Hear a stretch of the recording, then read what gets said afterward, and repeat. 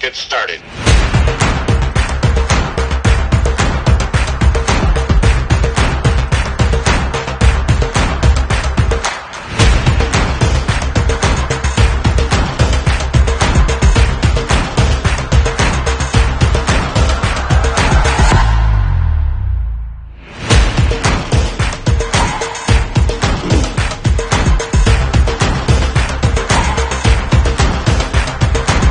Let's go.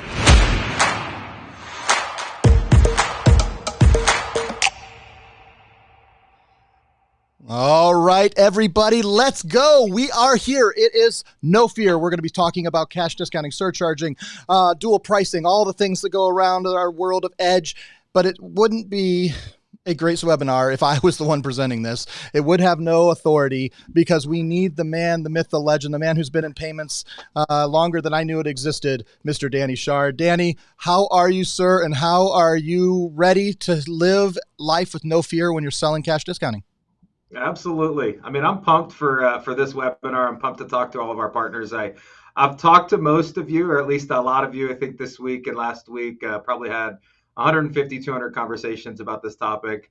I think a lot of you are on this as well. So I'm just excited to kind of get it out there, tell everybody where we're at today and kind of where we've been and all that good stuff. So I'm excited for today.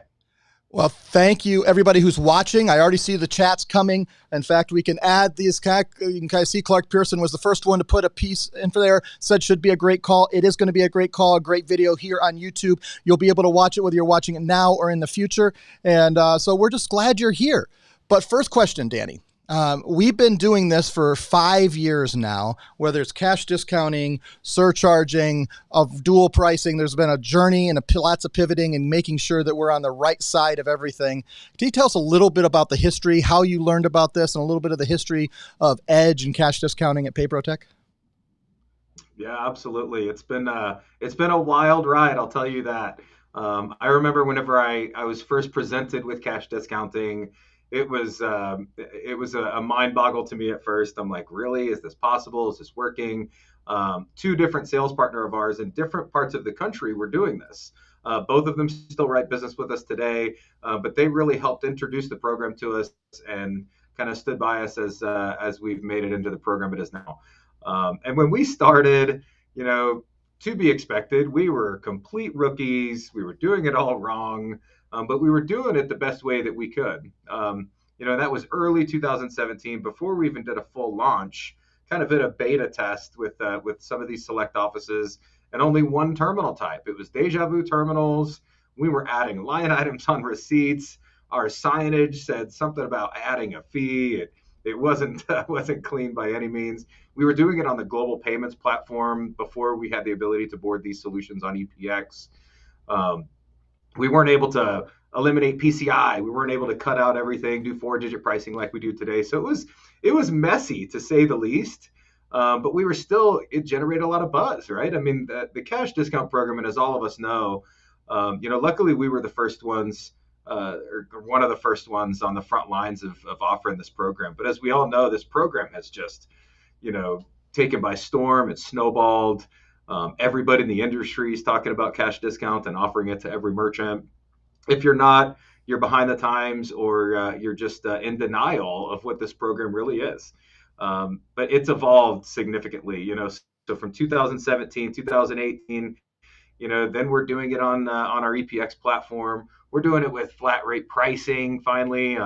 And just a couple of years ago, we got it down to 4-digit pricing to get it down to the penny. So it's perfect. And in between all of that, we've added a number of solutions. We've worked with our vendor partners. I got to give a shout out to Keith Sampson. He's helped us really drive this program forward, especially at the directive of Visa, which I'll talk a little bit about later as well. And Matt Proctor, Billy West, all of our team on our end working with our POS vendors that are helping them position the program that we wanted it to position, or how we wanted it to be positioned, right? Dual pricing models. Now I know that there's some confusion with how this is presented, and there can be some of that as you're trying to learn how to sell it the right way, and we'll talk about that as well. But the way that we've been able to kind of progress this program going forward, from starting with basically doing surcharging and calling it cash discounting, right? We were putting line items on receipts, our signage was not correct, to shortly after, getting our act together, getting a better understanding of what the card brands viewed as compliance, how we needed to present it, and how our partners needed to be educated to present it. We've come a long way, and it's happened so quickly. It's crazy to think that this was 5+ years ago, and here to see how the program is and how it stands today with all the different systems and the way you can do it. It's pretty cool to see. Well, I remember, Danny, being in these conversations, sitting in the conference room in our headquarters office in Warsaw, Indiana, yourself at the table, all of our leaders at the table, and we were talking about rolling out this program. I'll let you make the joke about how we called it Salcha Prime. We're rolling out this program. We're trying to figure out how to do it. And I was the one who stood up and said, I don't think customers are going to rebel. I'm going to rebel against this. No one's going to do this. And there are a few of us in the room that kind of stood that. We have been proven wrong. But let's talk about consumer and customer sentiment when it comes to these programs. What have we learned in 5 years about how consumers and customers respond to the merchants who are doing these programs? Yeah, it's a good question. I definitely want to touch on the Salcha Prime concept, or program name, if you will. That was one of the worst things I can remember having. Now, just a funny name, right? But it's where our program started. You can't deny where you came from, and Salcha Prime was definitely there. And I know that, Nate, your feelings on the cash discount program were, you weren't the only one. You weren't isolated with that, right? There was a lot of people questioning it, how the consumers, what their thoughts were going to be. Is this going to drive away business? I mean, it definitely seems crazy to have a credit card processing company initiating a program that's promoting cash payments, right? It just doesn't make sense. We just understand that we're not going to change the billing landscape. We're not going to change the way that consumers pay for goods and services. So, and it's been proven, right? It hasn't changed. In fact, we haven't seen any merchant seeing a dip in card acceptance. If we have, it's extremely few and far between. Probably smaller ticket merchants where you've got a $5 or a $10 bill in your wallet and you want to avoid paying that 40 cents. You can do that, but they're very rare. So. Really the consumer responses on this and how this has kind of evolved there was a lot of concern, especially 3, 4, 5 years ago, right, from the merchant's perspective. Love the concept of eliminating processing fees, can't stand the concept, and in fact shied away from the program in a lot of ways if it was something that they felt was going to create friction with their customer. A lot of that was how it was presented to the merchant, right? If it's presented as a markup on credit cards as opposed to a discount on cash payments, and getting into that mindset of the merchant and how they can get through the thought of friction with their customers. In fact, it's the exact opposite. Merchants increase pricing all the time. We're just choosing to keep our low pricing for our cash paying merchant or customers. And that concept obviously continued to evolve. Partners got more comfortable selling it. And before the coronavirus in 2020, we were seeing just a little over half of our submissions were cash discount, which was awesome, right? But we were still seeing a significant portion that weren't buying into it, right? Maybe it's because of where they were located. They didn't want to be the first ones to jump on.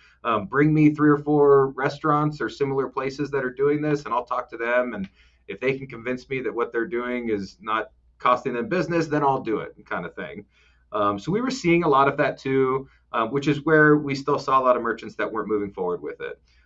Then there was also B2B e-commerce merchants that had never done a program like this, and they were still just doing the traditional pricing, which was okay. Then coronavirus comes out, shut down a ton of SMBs that we cater to, right? And I say shut down lightly. Obviously, depending on where you were located, some businesses went under. Some businesses just had to close doors for a short period of time and adjust the way they operate.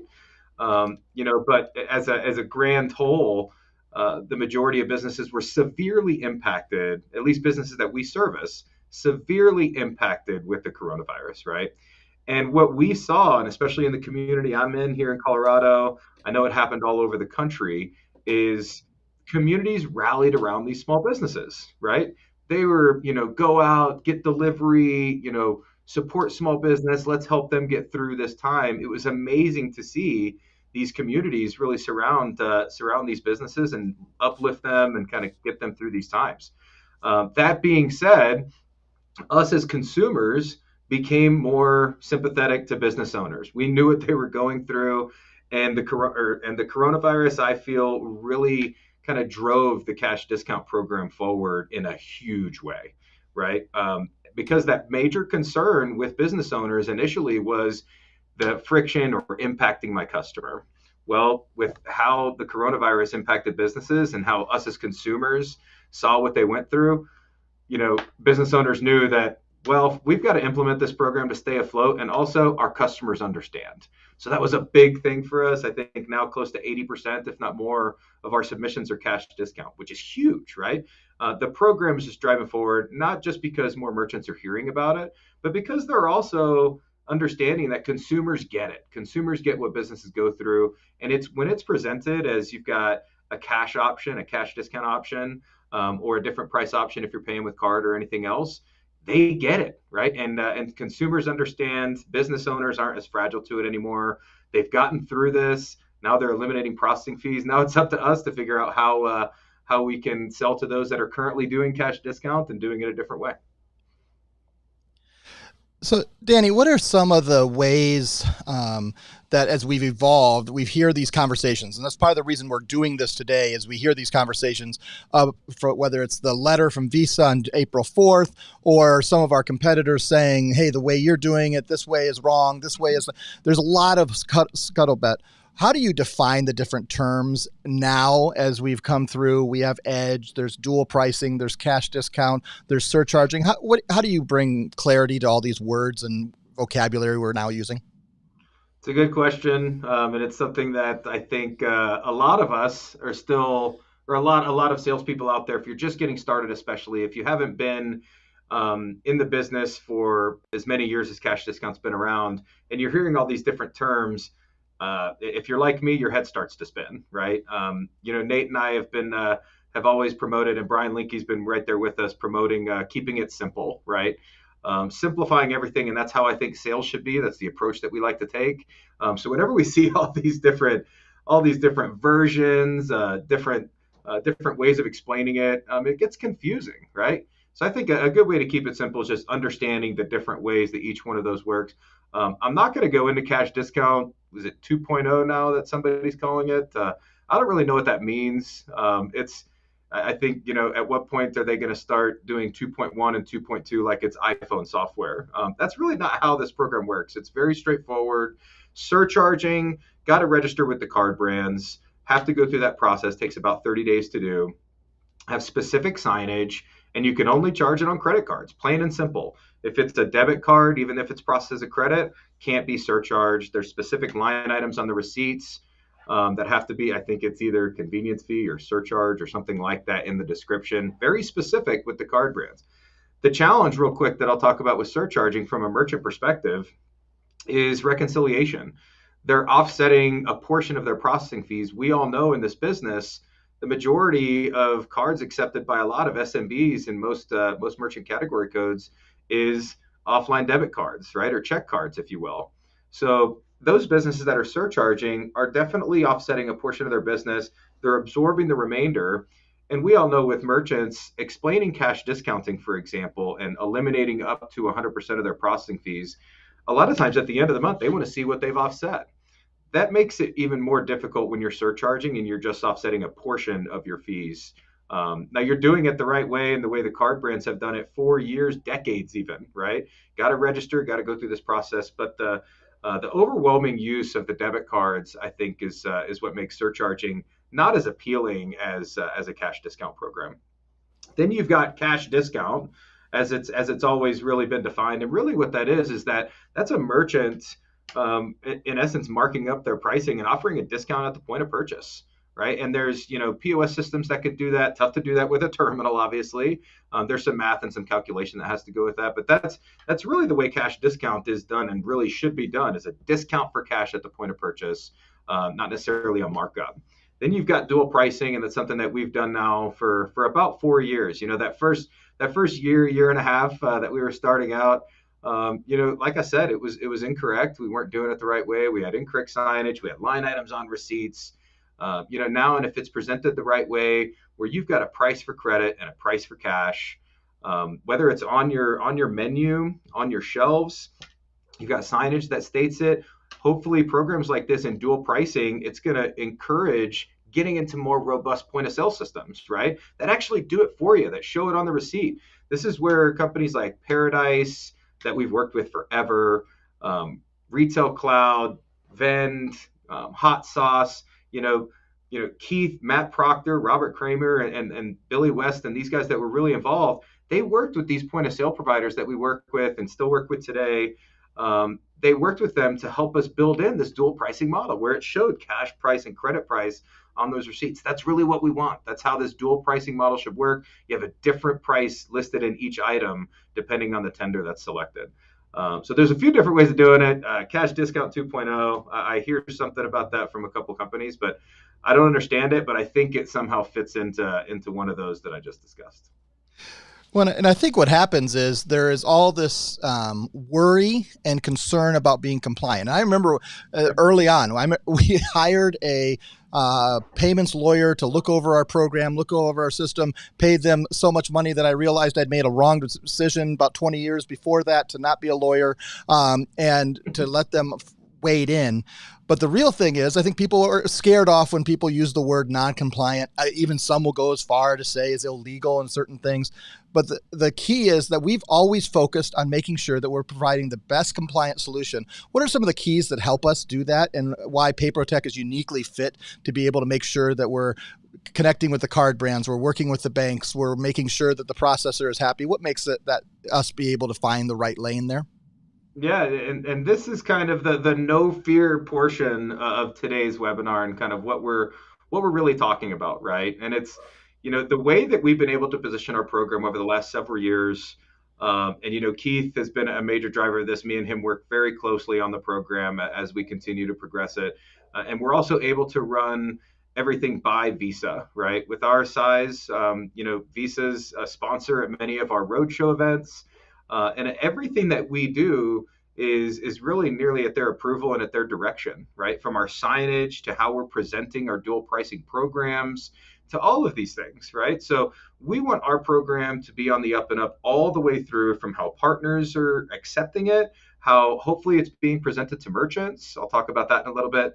But really the compliance of it is how it's being defined in your marketing, in your narrative, as you're pushing it out to both sales partners and how sales partners are talking about it to merchants. The big thing, especially with the bulletin from Visa, is the non-cash adjustment, right? The line items. We still have some partners and merchants that don't like that we don't put line items on receipts, especially on terminals, things like that. And the reality is there shouldn't be. Any line item on a receipt is a surcharge. You can describe it however you want to describe it. You could say pay with cash and save that amount of money. You can call it non-cash adjustment, which I think the majority do. Anything that you call that, at the end of the day, that's a markup, that's a service fee, that's a surcharge, and that's what's going to get Visa's eye. They're increasing the secret shoppers that are going out there. Now, literally over the last 5 years, I think I've seen maybe 20 of our merchants get some type of violation, right? A lot of times it's because they didn't have proper signage. Sometimes because they did a surcharge on a debit card and they had a line item on a receipt kind of thing, and it was a debit card.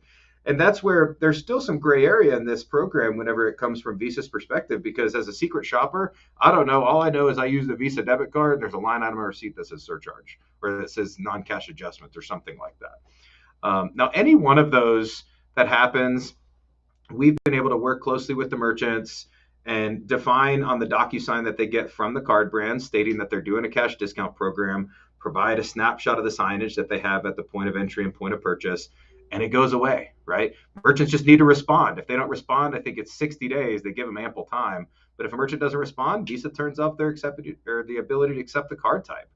Then we've got to do some work around and do the same process, but it just takes more time to get it turned back on.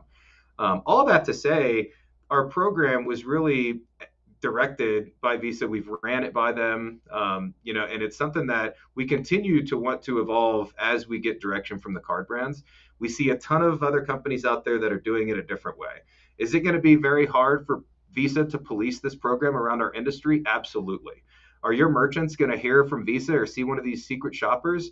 It's possible, but percentages are low. That doesn't mean that we don't want to do it the right way, right? The non-cash adjustment, adding line items on receipts, basically doing that type of program, you're just opening your merchants up for a possibility to get that contact from Visa and have to jump through hoops to adjust the way that they're doing it, remove the line items on the receipts, correct their signage, even get them into a better POS system that can offer dual pricing. So the no fear of today is, if you're doing business with us and the way that we've been doing cash discount all along, you're in good hands. Your merchants are in good hands. If you're doing a non-cash adjustment or something like that, I consider you to take a look at offering dual pricing. That's really the way it should be done, and that's what Visa's bulletin's talking about. Can't hear you, Nate. There we go. Let's talk specifically about that bulletin, because it wasn't really directed at our agents directly. The bulletin really went to the acquirers, to the larger acquirers, asking them to identify the ISOs. What does that mean for our agents? Do they, other than they need to be aware, I think a lot of them got fearful. I saw the Facebook groups. Oh, what are we going to do? The fear was in their eyes, but really it wasn't. There was nothing left on them to do, correct? No. Granted, if their merchants are set up with a program that's doing that, then it's definitely the merchant's responsibility to change, and that's where we come in, right? We're the merchant advocates. We're their we're their guide on everything. And Visa, I think, is always going to take approach. The card brands in general, they're always going to come out of nowhere and try to shake things up a little bit, right? And that's really what they're doing. Are they going to act on this? We don't know. Do we need to correct the way that we're offering cash discount programs? On our side, no. A lot of companies do, and I think they need to educate their partners better on how to present it the right way. Now, the interesting thing with Visa doing some things like this too is, in our industry, we've always been required to pivot, right, and move really fast in a direction, and even more so when it comes to programs like cash discounts, right? It was initially based on the foundation of surcharging with a little gray area and a little change to the signage and the way that we do it. But that's where the foundation of cash discounting was built from. And Visa came out and said they had a bulletin, Nate, you probably know better than I do, it was sometime in 2018, that kind of put some folks on their heels. And this was the early stages of cash discount. Got a lot of people questioning if this was going to be a fad, right? Or if this program was just going to die off. And I think over the last 4 years, as we've seen the popularity grow, it's really proven that this is not a fad. This program is going to be here to stay. More so, this Visa Bulletin that was just announced proves that even more, right? That this program is now a staple of our industry. It's what merchants want. It's how partners are able to sell better and differentiate. So we're going to continue to see this program evolve. I'm curious to see if Visa is really just shaking the boat or if they're going to take action on it. I think they are going to take some action because we're seeing the secret shoppers out there. How long is it going to last? I'm not sure. But it's just important to get out there and correct your merchants. If you're doing it one way right now, you're making good money. I completely understand the position and your merchants are comfortable with it. The reality is that they've already educated and trained their customer base to expect that. A few tweaks and adjustments, if you are doing a non-cash adjustment program or something like that, should be able to help you correct the merchants going forward. And if you're not, we can definitely help you do it on our end. Well, and I see some of the questions. Steve, I see your question. The idea is that we're always in contact with Visa. It's not that we're specifically getting approval from Visa, but they're aware of everything we're doing, and we'll get feedback when they're not happy with it. And Robert, you asked, where can you find this letter and this bulletin? Well, the bulletin was actually sent out to the acquirers asking them to submit ISOs. So it's several levels up. And what's interesting, someone did publicize it, but the letter actually tells you to not put the letter on. You can find snippets, just search it on Google. I'm not going to point you directly in the place because the letter actually does tell you to not post it because it was supposed to be a confidential memo. Like everything else, they all leak. We get worried. We create some, havoc, and we try to bring this back. Danny, what do you think specifically about us moving forward? What are some of the things for partners who are now, a lot of our partners are 80 to 100% in this edge world for us. And what are we looking for moving forward? What encouragement do you have for them? Obviously, we don't know everything that's going to happen. We're going to respond to anyone who responds to us and our partners. But what are you looking for, and how do you encourage them as we move forward in this, next phase, I'll say? Yeah. Like I said, there's always some unknown, right, that's going to come out. And that memo was directed at acquirers. But, if anything, guys, I think it gives all of us more confidence, right? This is where we're talking about no fear, sell with confidence.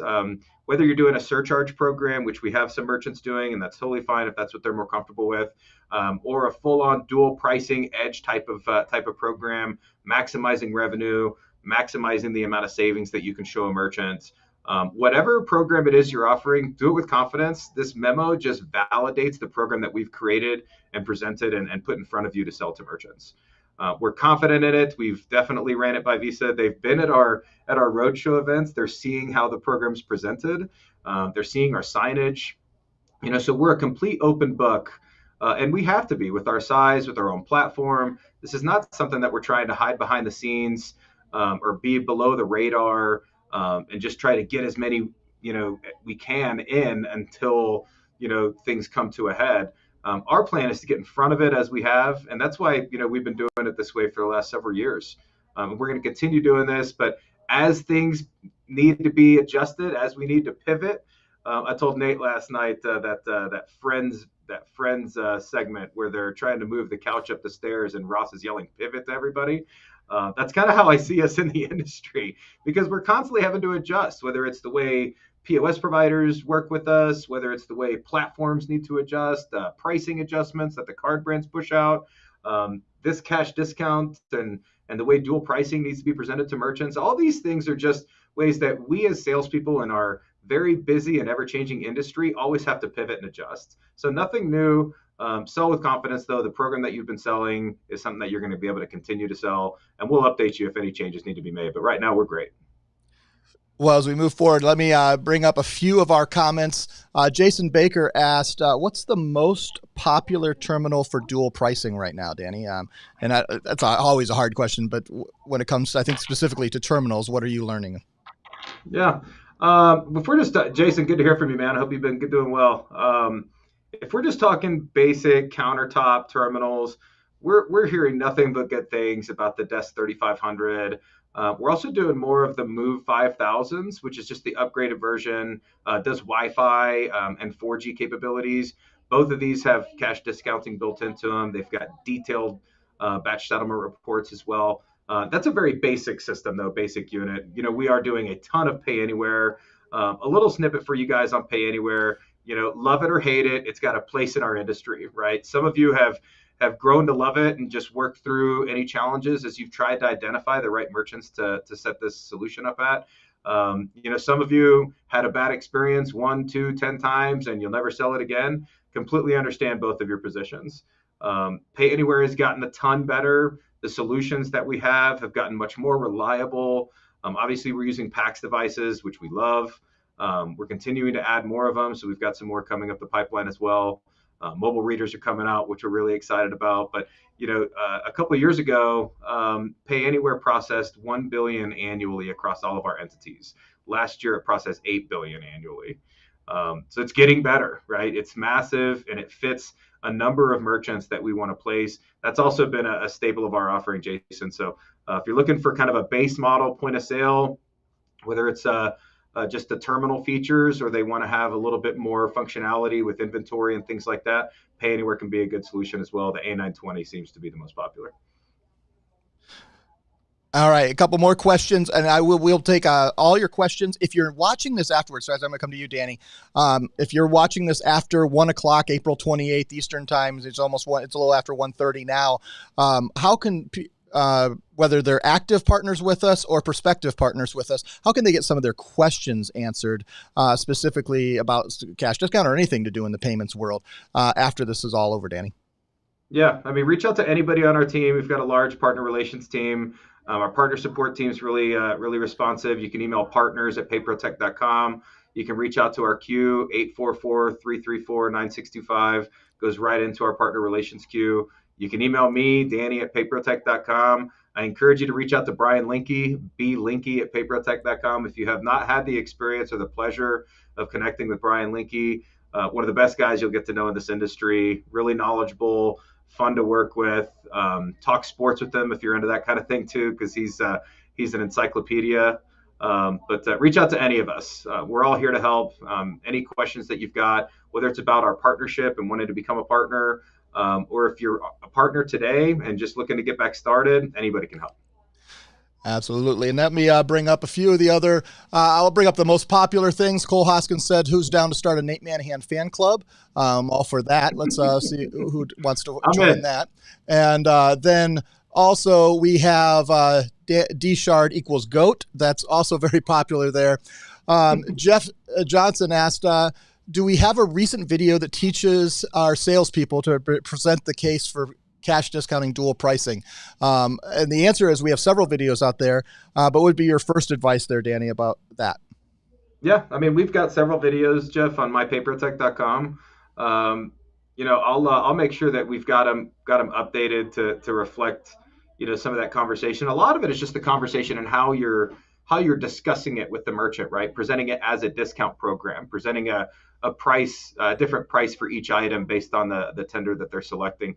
I think it really just creates a more positive experience for the merchant as well, and the buy-in for them that now we're helping them implement a discount program for cash paying customers and taking away the conversation of a markup, right? I think whenever you change the mindset by using those terms, it'll really kind of open up the merchants a little bit more, and you'll see a lot more deals being closed because you're positioning it as a discount. One of my favorite partners, he might be on the call, Mark Van Dusen, worked with him for many years, and he has always closed a cash discount deal when he's presented it, because he's got this down to where he's presenting it as a discount program. Every merchant that he's ever talked to has bought into the program, just because of the way he's kind of gone about it initially. So use that, and if you still got questions, you still want to kind of get some verbiage and maybe even do some role playing, I'm open to it. Let's do it together. I like that. If you also, Let's see here if I can get this. Robert Sears says, hopefully you have Valor, the darkness. I got to change the edit on that. We'll have Valor Pay terminal soon. I know that we met with Valor just at ETA in Vegas, Danny. We don't have a time zone, but we've done all of our part of getting Valor onto the system. They have a little bit of work. Hopefully over Q3, we'll see that jump in. Am I correct on that? We're close. I don't want to give too much info, but we're being told May, June, we're going to have Valor fully integrated and standing up on EPX. So we're excited. These solutions are really cool. We hear a lot of good things about them. So we're gonna have that in the really near future, Bob. I'll let you know. Yep. And then next, I'll just leave you up there, Danny. Is this something that's programmed when clients use the virtual terminal MI? So I think that question specifically is asking about card not present, Danny. Can you just kind of read a little bit how card not present and card present differ when it comes to all the conversation that we've been talking about? Yeah, I mean, card not present's a different world, right? Really can't be presented as a cash discount program. Cash discount was designed for face-to-face merchants that customers and consumers had the ability to pay in cash. Obviously, I think we are seeing a ton wanting to go in that direction. That's more of a convenience fee discussion. I do have quite a few partners and merchants that are doing cash discounting, or I should say, a form of cash discounting virtually through e-commerce solutions and things like that, B2B as well. And really, you're talking about offering a separate form of payment, like ACH would be your form of cash. That could be done as well. And yes, that can be done through NMI. And we also have it built into our payments hub program. Yep. And when we talk on specific surcharging, there have been a lot of people asking about ChargeZoom, who came out and they had surcharging specifically just on their virtual terminal product, but on their invoicing product and on their hosted payment page, surcharging is working. It's compliant surcharging, so it's not on debit cards, but in the B2B world, yep, that's a little less relevant. It comes out May 2nd, and we're going to put an email out that's coming up on Monday. We'll have an email out, and we're doing another training. Listen for that. We have NMI, we have Fluid Pay, we have so many options when it comes to being able to make sure that you have the right product to put in front of your merchant. Looking here, I think that's all the questions, Danny. Closing words to our partners and pre-partners, as I like to call them, who haven't jumped on and are part of PaperTech, about how they can take the next step, move forward in this edge cash discount surcharge world. No, I'm excited to have all of you on today, whether you're live now or listening later. This is such an opportunity for us to do business together if we're not already, or to increase our business even more. The competition's out there. Like I said, this program is completely saturated all over our industry. There's a lot that aren't doing it the right way. So use that as an advantage to approach merchants that might be adding line items, that might be doing things that aren't fully compliant by what you understand, and get them to do it the right way and still eliminate their processing fees and earn that business. If you're not currently doing business with us today, I'd love to talk to you. I'd love to see what you'd like to get and how we can do business together. But good selling, good luck out there. Any questions? I'm an open book, whether you're a partner or just wanting to get some more information. I'd love to talk to you. Email me, Danny@papertech.com. Call me, 281-301-1086. Let's talk and let's close some deals together. It's been a good day. Danny, thank you so much. There is no one who knows more about payments, about cash discounting, surcharging than Danny Shard. He leads our team well and leads to make sure that we're always taking care of our partners. If you are not part of the PaperTech family, I encourage you any of those ways, partners@papertech.com. Danny just shared his phone number. I don't have that memorized, so I'm not going to share it to you again. Danny@papertech.com. And you can also go to just papertech.chat, and you can schedule a conversation with one of our recruiters if you're not part of the PaperTech family. On that, everybody, we say thank you so much. We will see you next time, and have a wonderful Thursday afternoon. Have a great week.